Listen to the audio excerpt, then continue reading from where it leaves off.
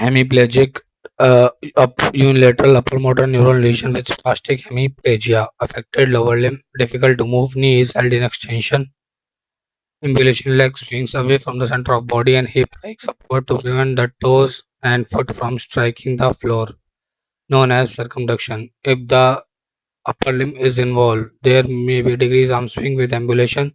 Upper limb has flexor synergy pattern resulting in shoulder abduction, elbow and wrist flexion and clenched fist.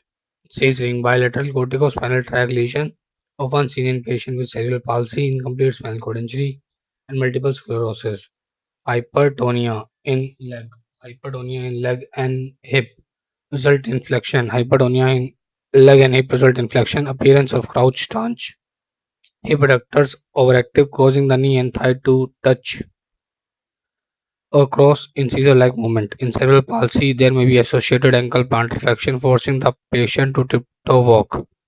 Step length is shortened by severe adduction or seizing of hip muscles. Ataxic, cerebellar dysfunction or severe sensory loss. Tabes dorsalis. Ataxic gait is characterized by broad-based stance and irregular step and stride length. In ataxic gait from proprioceptive dysfunction, tabes dorsalis gait will be markedly worsened with the eyes closed. Tendency to sway while watching the floor usually helps guide uncertain steps. Ataxic gait from cerebellar dysfunction will not worsen with eyes closed. Movement of advancing limb starts slowly and there is an erratic movement forward or lateral. Patient will try to correct the error but usually overcompensate. Tandem gait exacerbates cerebellar ataxia. Myopathic gait. Myopathy causes weakness or proximal maximal weakness. Gober sign. Myopathy result in broad-based gait, waddling type appearance. Patient try to compensate for pelvic instability. Patient problem with climbing stairs or rising from chair without using the arm.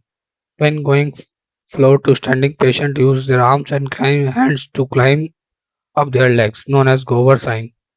Tendilumbar gait caused by weakness of abductor muscles gluteus medius and minimus, as in superior gluteal nerve injury, poliomyelitis, and myopathy.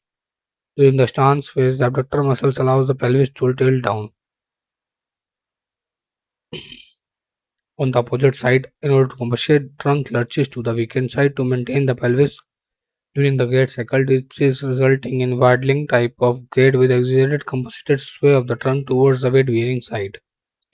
Important to understand that pelvis sag on the